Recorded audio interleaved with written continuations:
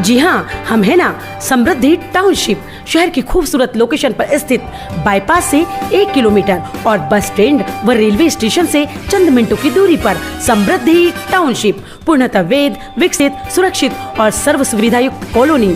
समृद्धि township, collector बंगला, main road, Khandwa. Congress के नेताओं को आपने कुछ दिन पहले चुनावी हिंदू बताया था, उसके बाद से कांग्रेस जो है वो लगातार आप पर हमला हो रहा है। होने दीजिए, हाथ कंगन को आरसी क्या, ये वामपंथी, ये कांग्रेसी जिन्होंने 65 वर्ष सिवाय तुष्टिकरण के कुछ नहीं किया, इस समाज की एकता अखंडता को छिन्न भिन्न करने के अलावा इनके पास कोई काम नहीं है। वो भारत तेरे टुकड़े होंगे इंशाल्लाह इंशाल्लाह, कभी उनके हिमायती बन के खड़े हो जाते हैं, कभी सीमा पर की गई कार्यवाहियों का प्रमाण मांगते हैं। तो इन देशद्रोहियों को किसी से कोई प्रश्न पूछने का कोई हक नहीं है। और ये हमारे स्वतंत्र वीर सावरकर बहुत पहले कहकर गए थे कि जिस दिन इन वामपंथियों और कांग्रेसियों को लग जाएगा कि हिंदुत्व की शक्ति बढ़ी है, ये कोट के ऊपर जनेऊ पहन लेंगे। और आप देख रहे, कोट के ऊपर जनेऊ लोगों ने पहना। उन जनेऊदारों से पूछिए, ये जनेऊ के 3 जो धागे हैं वो किन गुणों के द्योतक हैं? जनेऊ किस कंधे पहना जाता है, किस कंधे उतारा जाता है, उनको नहीं पता है। कोई एक स्तुति कह दीजिए कि तुम शिव की आराधना करने जा रहे हो, एक प्रार्थना तो प्रभु को मनपूर्वक आत्मा से स्मरण करके सुना दो। तो ये जो नकली और चुनावी हिंदू हैं, समाज को इनसे बचने की बहुत ज़रूरत है। जातिगत जनगणना को लेकर बिहार 13 राज्य बना है। कमलनाथ कह रहे हैं कि कांग्रेस की सरकार बनते से ही हम भी यहाँ पर जो है उसको लागू करेंगे। जातिगत गणना ये सभ्य समाज पर कोई ठीक स्थिति दिखाई नहीं देती। मनुष्य मात्र परमपिता परमात्मा के संतान हैं। हम सभी लोग भारत माँ के पुत्र पुत्रियां हैं, सहोदर हैं, भाई बहन हैं। जातिगत जनगणना कराकर राग द्वेष और वैचारिक मतभेद ही पनपेगा। मेरी तो प्रार्थना है, कौम को अब कबीलों में मत बांटिए, ये सफ़र चंद मीलों में मत बांटिए। एक नदी की तरह है मेरा वतन, इसको तालों और झीलों में मत बांटिए।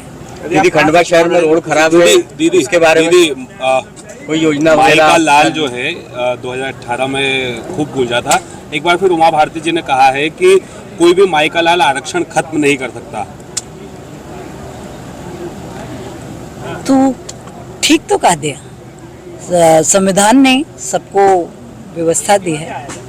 आरक्षण हमारे पिछड़े वर्ग, हमारे दलित भाई बहनों को राष्ट्र की मुख्य धारा से जोड़ने के लिए संविधान प्रदत्त व्यवस्था है। वो ओबीसी के हक अधिकारों के लिए बोल रही है, जिस तरह से नारी शक्ति बंधन में भी वो कह रही है। देखिए, संविधान में जितना जितना प्रावधान है उतना सबके लिए आरक्षण। आप चुनाव को लेकर क्या कहेंगे खुद के लिए? मैं कभी कुछ नहीं कहती, संगठन जो कहता है हम उसका पालन करते हैं। दीदी, एक सवाल और था कि एक बच्चे की मौत हो रही है, उसको मोटरसाइकिल पर वाहन उसके शव को ले जाने की मार्ग आ रही है, तब ये क्या कहेंगे इसके सिस्टम पर? तस्वीरें नजर आ रही है। मैं दिखवाती हूँ, ऐसा नहीं होना चाहिए। एम्बुलेंस उपलब्ध है, उससे ले जाना चाहिए था। केंद्रीय मंत्रियों को जो टिकट दिए गए हैं कई सांसद मैदान में, इससे कितना रुख बदलेगा? बहुत ही कर्मठ और परिष्कृत नेतृत्व ने जिम्मेदारी ली है और मुझे लगता है सब जगह हम अपार सफलता को प्राप्त करें। कांग्रेस कह रही है कि रावण ने अपनी हार देखी थी तो उन्होंने विभीषण जैसे सभी को आगे कर दिया था, वैसे बीजेपी ने केंद्रीय मंत्रियों को आगे कर दिया। अब वो भूल गए विभीषण को। विभीषण तो राम जी के पास आ गए थे, वो कहाँ आगे हुए? दुष्टों की लड़ाई का नेतृत्व नहीं किया उन्होंने। ये लड़ाई किससे है? ये लड़ाई लोकतंत्र की है, ये जन कल्याण की, व्यक्तिगत स्वार्थ और राष्ट्रहित की है। आपने कांग्रेस तो हम राष्ट्रहित सर्वोपरि वाले हैं, जीत हमारी ही होगी। ये देखिए, ये घोषणाएं ताबड़तोड़ नहीं होते, इसकी तैयारी भी 1 वर्ष से चल रही थी। ये भारतीय जनता पार्टी है, जब तक प्रशासनिक स्वीकृति, वित्तीय स्वीकृति नहीं आ जाती तब तक हम कोई भूमि पूजन करते ही नहीं हैं। आज इस योजना ने सारी पूर्णताओं को प्राप्त किया और भीषण पेयजल संकट से खंडवा नगर गुजर रहा था, उसका जड़मूल से समाधान करके दिया है। 24 माह में काम पूर्णता को प्राप्त करेगा और मुझे लगता है इसके बाद कोई गली मोहल्ला ऐसा नहीं रहेगा जहां पेयजल नर्मदा का ना पहुंचे। इसमें वही विसंगतियां रहेगी, उसी तरह का पाइप यूज होगा। देखिए, उन विसंगतियों को विस्मृत करने के लिए ही इस नई पाइपलाइन को स्वीकृत किया है और इसमें हर कदम फूक फूक कर रखा गया। पूरी सतत निगरानी होगी और मैं तो आप सबको भी जिम्मेदारी देती हूँ कि आप भी सतत काम की निगरानी करें। कहीं कोई भी टूटे दिखाई देते तो आप तुरंत हमको भी सूचित करें। दीदी ऐसा नहीं लगता कि धीरे धीरे बीजेपी हथियार डाल रही है? एक मंत्री लगातार कह रहे हैं कि हम चुनाव नहीं लड़ेंगे, यशोधरा जी ने कहा, फिर उसके बाद भी इस तरह की चीजें आ रही है। हथियार डालने का कोई विषय नहीं है। भारतीय जनता पार्टी का हर कार्यकर्ता जाबाज सैनिक है, सेनापति है। उसको जब नेतृत्व मिलता है, हम तो 2 थे तब से लेकर आज तक पहुंचे, हम कब हथियार डाल सकते हैं? दीदी, सीधी के विधायक ने भी बिल्कुल शिवराज जी के खिलाफ बोला, उसके बारे में क्या बताएंगे? संगठन कार्रवाई करेगा। अब देखिए, टिकट एक होता है, मांगने वाले 25 होते हैं। 25 की 25 को नहीं मिल सकता और ये जी निधि स्वार्थ में आकंठ डूब कर हम कुछ भी प्रलाप करें तो उसका कोई औचित्य नहीं होता है।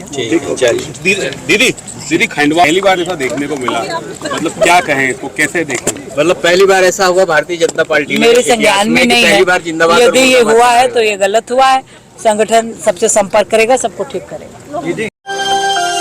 घर में हो शादी विवाह या कोई भी मांगलिक आयोजन, टेंशन किस बात का? रश्मि टेंट हाउस वाले जगदीश भाई का दशमेश परिसर, अवस्थी चौराहा और रश्मि मांगलिक परिसर सेठी नगर है ना? जी हाँ, जहाँ आपको मिलेगी सारी व्यवस्थाएं जैसे catering, sound, stage, lights, decoration और वो सब जो बनाएगी आपके आयोजन को और भी बेहतर। तो फिर देर किस बात की, शीघ्र ही बुक करें। संपर्क जितेश कपूर 9770434886, नितेश कपूर 9827537488।